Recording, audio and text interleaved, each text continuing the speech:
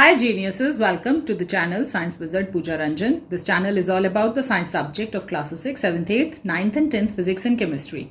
If you are new to my channel, you can subscribe to the channel for more science videos, and if you like the explanation, then please press the like button and you can share this video with your friends, family and the classmates. So the chapter which we are going to discuss today is of class 8 physics, chapter 12 friction. सो अगर friction के बारे में बात करें तो I think कि आपने ये वर्ड पहले भी सुना हुआ है अगर आपने चैप्टर 11 पढ़ा है तो, क्योंकि चैप्टर 11 में we have learned about the word force और हमने पढ़ा था कि जो पुश और पुल होता है किसी भी ऑब्जेक्ट पे उसको हम फोर्स कहते हैं. That we have discussed the different types of forces और उसमें से एक टाइप का जो फोर्स था that is the contact force. Contact force मतलब कि जब दो ऑब्जेक्ट्स एक दूसरे के कांटेक्ट में होते हुए एक दूसरे पे फोर्स लगाते हैं तो उसको हम कांटेक्ट फोर्स कहते हैं. और कांटेक्ट फोर्स में हमने पढ़ा था फ्रिक्शनल फोर्स. ओके और फ्रिक्शनल फोर्स में हमने क्या देखा था कि आपने नोटिस किया होगा कि जब भी आप साइकिल चला रहे हो और अगर आप पेडलिंग स्टॉप कर देते हो बाईसाइकिल की तो धीरे धीरे आपकी बाईसाइकिल जो है वो स्लो डाउन हो जाती है और कुछ टाइम के बाद रुक जाती है. या आप फुटबॉल खेल रहे हो, आपने किक करा, ठीक है, तो किक करते हो तो जो बॉल है वो एक डिस्टेंस कवर करती है और धीरे धीरे करके अपने आप ही रुक जाती है. सो हमने ये ऑलरेडी पढ़ा हुआ है फोर्थ चैप्टर में कि अगर कोई बॉडी रेस्ट में है, अगर आपको उसको मोशन में लाना है तो भी आपको फोर्स लगाना पड़ता है.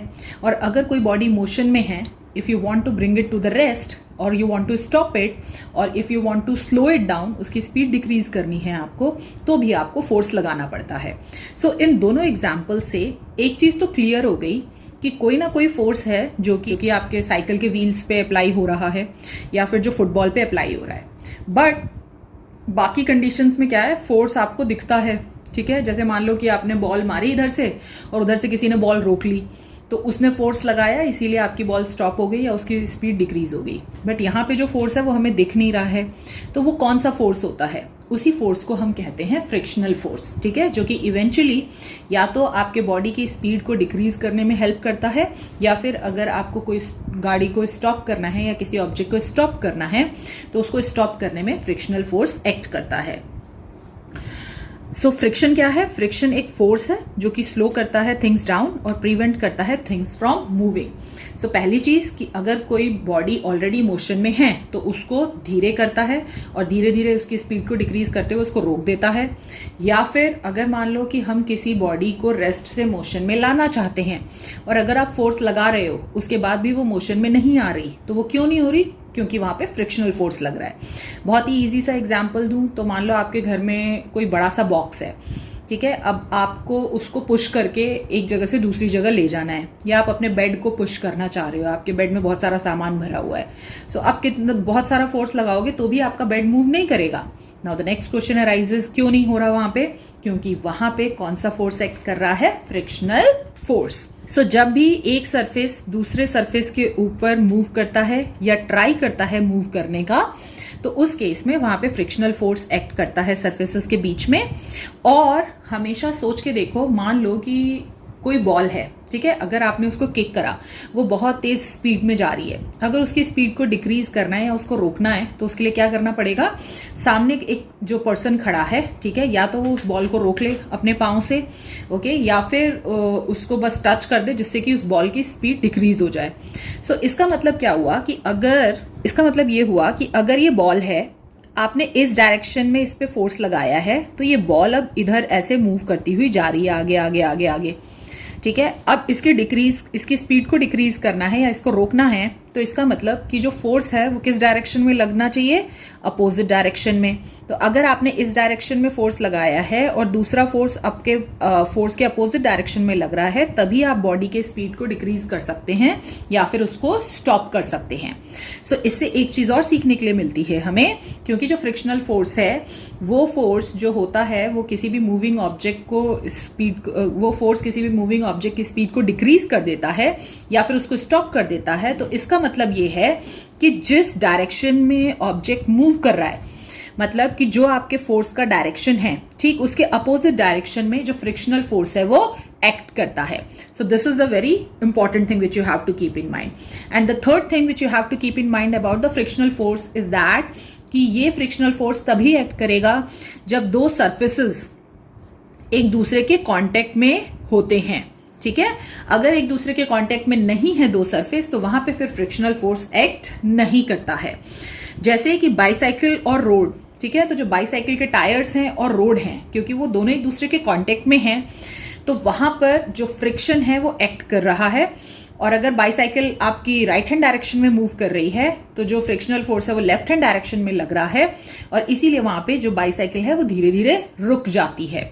So this is due to the frictional force. तो ये एक हैवी बॉक्स है, इस पे आप इस डायरेक्शन में फोर्स लगा रहे हैं, ये बॉक्स मूव नहीं कर रहा है, तो इसका मतलब वहां पे कोई तो फोर्स है जो अपोजिट डायरेक्शन में लग रहा है और आपके फोर्स के लगाने के बाद भी ये बॉक्स मूव नहीं कर रहा है। कौन सा फोर्स है? Frictional force. अब ये बॉक्स कब तक नहीं मूव करेगा, ये बहुत इंपॉर्टेंट चीज है, ठीक है। अब मान लो आप इधर से फोर्स लगा रहे हो, आपका फोर्स है 5 न्यूटन का, ठीक है, और इधर से जो फ्रिक्शनल फोर्स लग रहा है, ठीक है, वो भी 5 न्यूटन का है।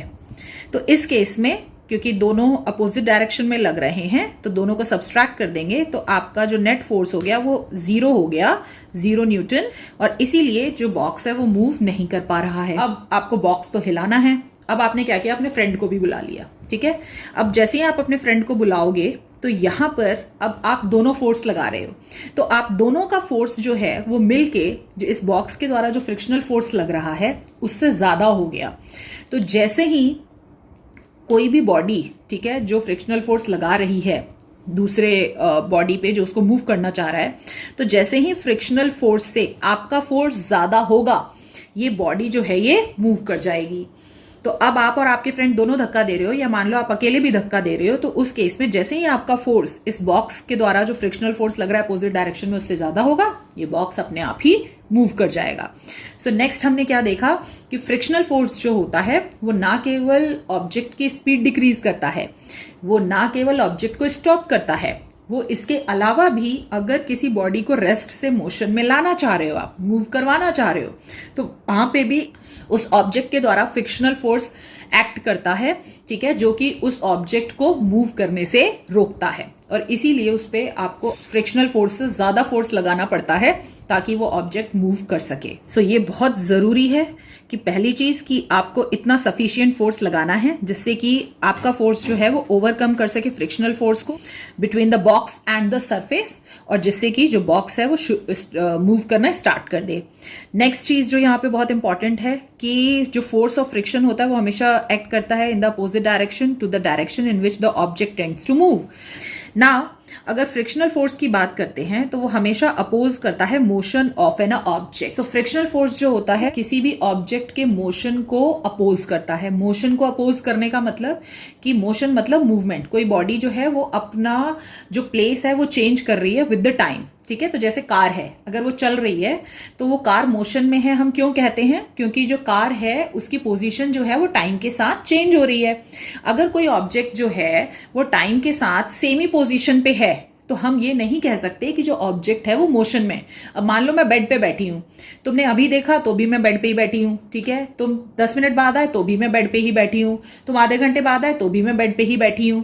तो टाइम तो चेंज हो रहा है बट मेरी पोजीशन अभी भी सेम है, तो ये कह सकते हैं कि मैं मूव नहीं कर रही हूं, ठीक है। बट अब तुमने अभी देखा तो मैं वॉशरूम में थी, फिर थोड़ी देर बाद देखा मैं रेडी हो रही हूँ, थोड़ी देर बाद देखा मैं ऑफिस के लिए निकल गई, थोड़ी देर बाद देखा अब मैं कार में हूं। तो इसका मतलब कि मेरा बॉडी का पोजीशन टाइम के साथ चेंज हो रहा है, तो इसका मतलब मैं कह सकती हूँ कि मेरा बॉडी मोशन में है। सो बेसिकली हम ये कह सकते हैं कि फ्रिक्शनल फोर्स जो होता है वो हमेशा अपोज करता है जो मोशन होता है किसी भी ऑब्जेक्ट का। अब किसी भी ऑब्जेक्ट के मोशन को अपोज कर रहे हो मतलब रोक रहे हो, तो अगर कोई बॉडी मोशन में है और उसको रोकोगे तो क्या क्या हो सकता है। पहली सिचुएशन तो ये हो सकती है कि वो ऑब्जेक्ट जो है वो स्टॉप हो जाए, ठीक है, वो फर्दर मूव नहीं करे। दूसरी सिचुएशन क्या हो सकती है, it also tends to prevent a stationary object from moving, ठीक है। अब कोई भी अगर मोशन को अपोज कर रहा है फोर्स, तो अगर मान लो कि मैं किसी बॉक्स को बहुत जोर से धक्का दे रही हूं उसको मूव करवाने के लिए, बट फ्रिक्शनल फोर्स उसको अपोज कर रहा है, तो उस केस में कोई भी ऑब्जेक्ट स्टेशनरी है, मतलब अगर कोई भी ऑब्जेक्ट रेस्ट में है तो वो ऑब्जेक्ट मूव नहीं करता। क्यों नहीं करता, क्योंकि उस पर फ्रिक्शनल फोर्स एक्ट कर रहा है इन द अपोजिट डायरेक्शन। अगर आपका फोर्स उस फ्रिक्शनल फोर्स से ज्यादा होगा तब जाके वो बॉक्स मूव कर सकता है। सो हम ये कह सकते हैं कि फ्रिक्शन वो फोर्स है जो कि स्लो डाउन करता है मूविंग ऑब्जेक्ट को या फिर प्रिवेंट करता है स्टेशनरी ऑब्जेक्ट, मतलब जो ऑब्जेक्ट ऑलरेडी रेस्ट में है, from moving. Now next if we talk about कि what causes the friction, so सबसे पहली चीज फ्रिक्शन के बारे में ऑलरेडी मैंने बताया है कि फ्रिक्शनल फोर्स जो होता है वो कांटेक्ट फोर्स होता है, मतलब दो सरफेस कांटेक्ट में होंगे तभी वो एक्ट करेगा। सो फ्रिक्शनल फोर्स जो होता है वो दोनों ही कंडीशन में एक्ट करता है। पहला कंडीशन कि मान लो कि कोई आपका सरफेस है, ठीक है, उस पर ये बॉक्स रखा है, तो अगर आप इस बॉक्स को मूव करने की कोशिश कर रहे हो यहां से, मतलब ये बॉक्स स्टेशनरी है, ठीक है, तो अगर आप इस बॉक्स को मूव करने की कोशिश कर रहे हो तो भी यहां फ्रिक्शनल फोर्स लगेगा, मतलब कि when you try to move one object over the another. So उस केस में क्या होगा कि एक सरफेस ये है और एक सरफेस आपके बॉक्स का, अब ये दोनों एक दूसरे के कांटेक्ट में है यहां पे बिल्कुल, ठीक है। अब जैसे ही मैं इसको मूव करने की कोशिश करूंगी, when I am trying to move it, अभी ये रेस्ट में ही है, मूव नहीं कर रहा है, तो जब मैं इसको ट्राई करूंगी मूव करने के लिए, तो उस केस में यहां पर फ्रिक्शनल फोर्स एक्ट करेगा इन द अपोजिट डायरेक्शन, जिस डायरेक्शन में मैं फोर्स लगा रही हूं, ठीक है। दूसरा, अगर कोई ऑब्जेक्ट ऑलरेडी इन मोशन में है, तो मान लो ये रोड है और ये बाईसाइकिल है आपकी, ठीक है, रोड है, ये रोड है आपका और ये बाईसाइकिल है, तो इसके जो टायर्स हैं वो आपके रोड के कांटेक्ट में हैं, ठीक है। सो इसका मतलब टायर और रोड के बीच में फ्रिक्शनल फोर्स एक्ट कर रहा है। तो अगर कोई ऑब्जेक्ट मूव कर रहा है, ठीक है, तो भी उस पर फ्रिक्शनल फोर्स एक्ट कर रहा होता है in the opposite direction.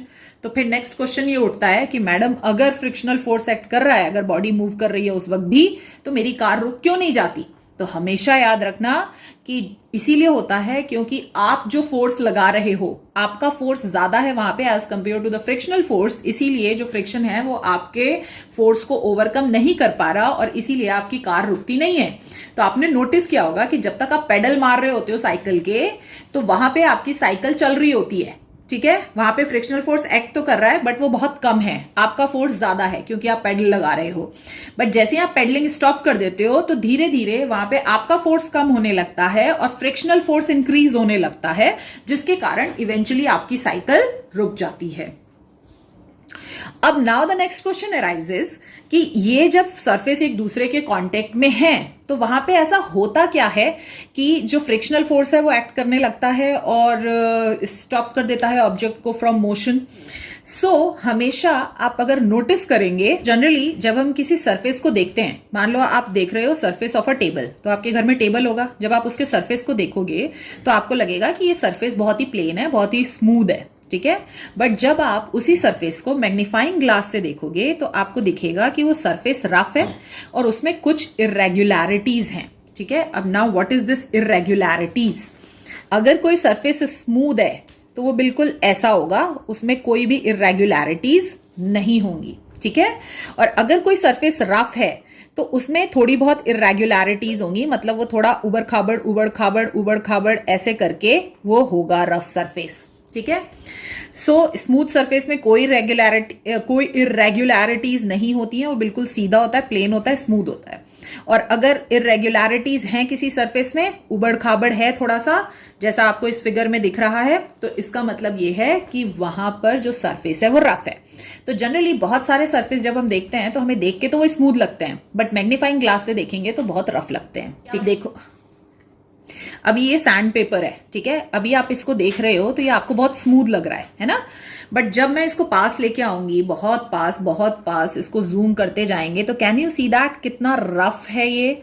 Okay, सो इस ढंग से जब आप मैग्नीफाइंग ग्लास से किसी चीज सरफेस को देखते हैं तो आपको लगता है, तो आपको पता चलता है कि वो जो सरफेस है वो रफ है और उसमें बहुत सारी इरेग्युलरिटीज हैं, ठीक है। वो होती हैं in the form of the grooves and the ridges, ठीक है। अगर ग्रूव्स की मैं बात करूं तो आपने नोटिस किया होगा कि जो आपके फुटवेयर्स होते हैं, जो शूज होते हैं, जो स्लीपर्स होते हैं, उनको जब पीछे देखोगे ना सोल के, तो वहां पर बहुत अच्छी सी डिजाइन की हुई होती है, ग्रूविंग की गई होती है।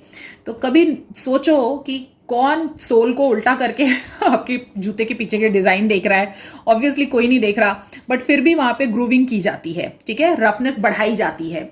और आपने एक और चीज नोटिस की होगी कि जब आपका शूज या चप्पल जो है उसकी सोल घिसने लगती है, घिसने का मतलब होता है कि वो जो भी ग्रूविंग की गई है ना, जो कि रफ बनाया गया है आपके सोल को, वो क्या होता है, धीरे धीरे स्मूथ होने लगता है, तो आप जल्दी जल्दी फिसलने लगते हो, ठीक है। आपका फिसलने का रिस्क बढ़ जाता है, गिरने का रिस्क बढ़ जाता है। सो इससे हमें क्या पता चलता है कि वैसे ही सेम वैसे ही ग्रूविंग होती है इरेगुलर सरफेस पे, ठीक है। तो अगर सैंड पेपर में जैसा मैंने आपको दिखाया कि उसमें कितनी ज्यादा ग्रूविंग थी, कितना ज्यादा रफनेस था, ऊपर नीचे था, सरफेस इरेगुलर था, तो होता क्या है कि अगर मैं ऐसे दो सरफेस ले रही हूं, ठीक है, और एक सरफेस को दूसरे सरफेस पे मूव कर रही हूं, अब दोनों ही सरफेस में अगर इरेगुलरिटीज हैं, ठीक है, सो अगर मान लो मैं बहुत सिंपल सा एग्जांपल देके बता रही हूं कि एक ये सरफेस है, ठीक है, ये ऐसा उबड़ खाबड़ इरेगुलर है, एक और सरफेस है, ठीक है, जो इसके ऊपर रखा है।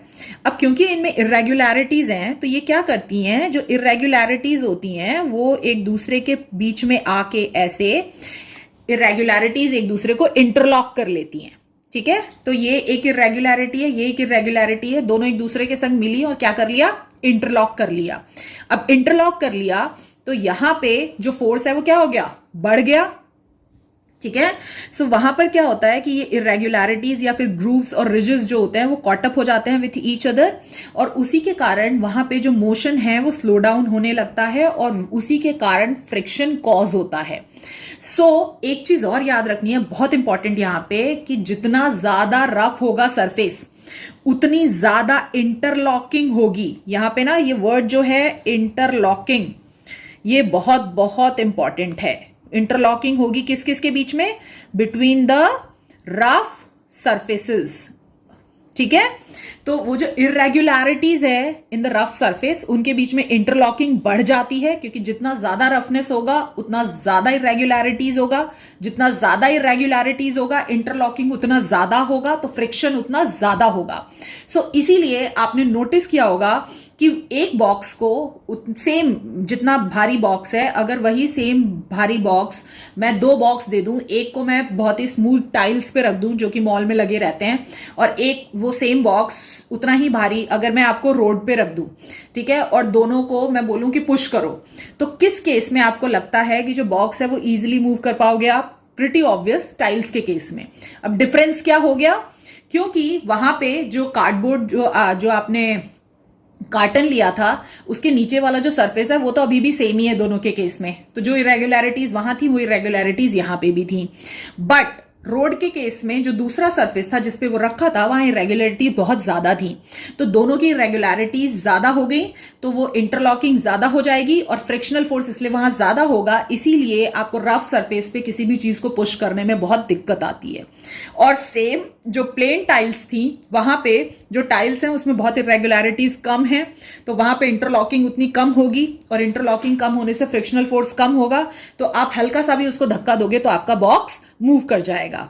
ऑयल गिरा दूं तो आप फिसल जाओगे, क्या चेंज हो गया वहां पे, तो वो ऑयल गिराने से जो सरफेस था वो स्मूथ हो गया, स्मूथ होने के कारण आपके शूज और वो जो सरफेस है उसकी इंटरलॉकिंग नहीं हो पा रही है, क्योंकि इरेगुलरिटीज बहुत कम हो गई, तो इंटरलॉकिंग बहुत कम हो गई, फ्रिक्शनल फोर्स बहुत कम हो गया, और इसीलिए आप वहां पे प्रॉपर वॉक नहीं कर पा रहे हो और आप फिसल जा रहे हो।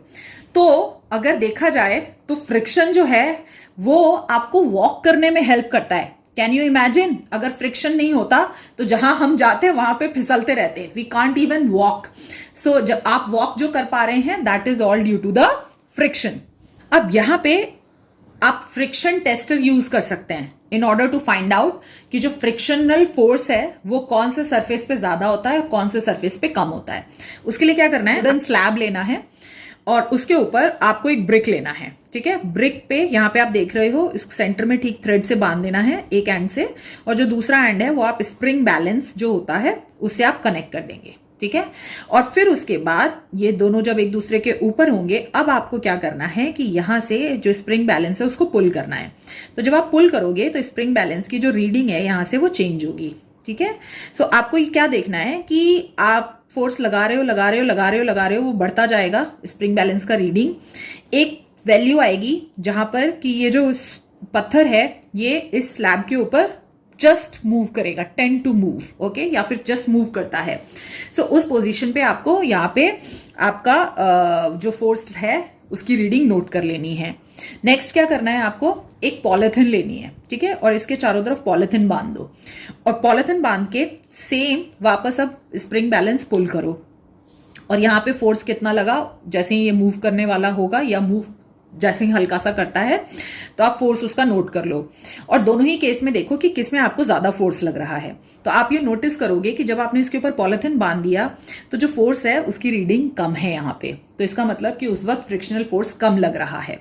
और यहाँ पे जो आप बिना पॉलिथीन के कर रहे हो तो क्योंकि जो दोनों सरफेस हैं वो रफ हैं तो इंटरलॉकिंग ज्यादा है, तो यहाँ पे आपको फोर्स ज्यादा लगाना पड़ रहा है in order to pull the brake, और इसी के कारण वहां पर फ्रिक्शनल फोर्स ज्यादा लग रहा है। सो इस ढंग से आप फ्रिक्शन टेस्टर से टेस्ट कर सकते हैं कि किन दो सरफेसेस के बीच में ज्यादा फ्रिक्शनल फोर्स लगता है और किन दो सरफेसेस के बीच में कम फ्रिक्शनल फोर्स लगता है। सो हमने क्या देखा यहाँ पे कि अब एक चीज तो हमने देख ली कि अगर सरफेस में इरेगुलरिटीज ज्यादा हैं, ठीक है, मतलब रफ सरफेस है तो इरेगुलरिटीज ज्यादा होंगी, इरेगुलरिटीज ज्यादा होने से इंटरलॉकिंग ज्यादा होगी और फ्रिक्शन बढ़ जाएगा।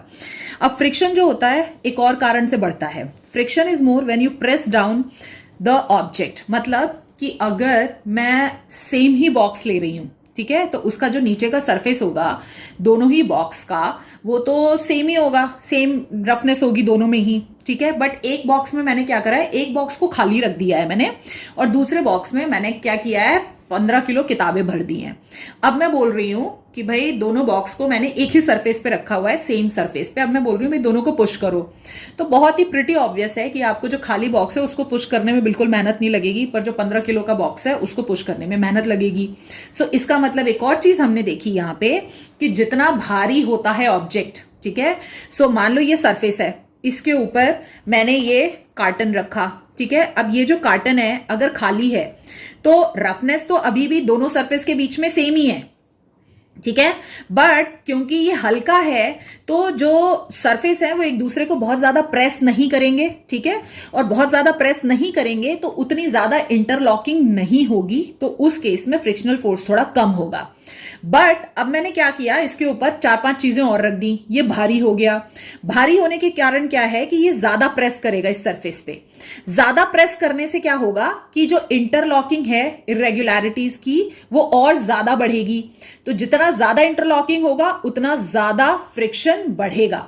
सो इसीलिए हम ये कह सकते हैं कि जो भारी चीज होती है उसको मूव करना क्यों मुश्किल होता है, क्योंकि भारी चीज में फ्रिक्शनल फोर्स ज्यादा एक्ट कर रहा होता है। क्यों? क्योंकि वो जितना ज्यादा प्रेस डाउन करेगा सरफेस पे, इंटरलॉकिंग इरेगुलरिटीज के बीच में उतनी ज्यादा बढ़ जाएगी और इसीलिए वहां पर हार्डर होगा आपको पुश करना उस बॉडी को, क्योंकि फ्रिक्शनल फोर्स उतना ज्यादा इंक्रीज हो जाएगा। सो फ्रिक्शनल फोर्स जो होता है दो चीजों पे डिपेंड करता है। पहला कि जो नेचर ऑफ सरफेस है इन कॉन्टेक्ट, मतलब कि किस ढंग का सरफेस है, अगर स्मूथ है तो फ्रिक्शनल फोर्स कम होगा, अगर रफ है तो फ्रिक्शनल फोर्स ज्यादा होगा। और दूसरा डिपेंड करता है upon the mass of the moving object, तो जिस ऑब्जेक्ट को मूव करना चाह रहे हो उसका मास क्या है, कितना भारी और हल्का है। भारी है तो फ्रिक्शनल फोर्स ज्यादा होगा क्योंकि वो ज्यादा प्रेस डाउन करेगा सरफेस पे, इंटरलॉकिंग ज्यादा होगी और फ्रिक्शनल फोर्स बढ़ जाएगा। हल्का है तो प्रेस डाउन कम होगा तो इंटरलॉकिंग कम होगी तो फ्रिक्शन कम होगा। सो आई होप आप समझ चुके हैं सारी चीजें। अगर आपको फिर भी कोई डाउट है तो आप मुझसे कमेंट सेक्शन में पूछ सकते हैं अपना डाउट, और इसके नेक्स्ट टॉपिक हम नेक्स्ट वीडियो में डिस्कस करेंगे। Till then take care, bye bye.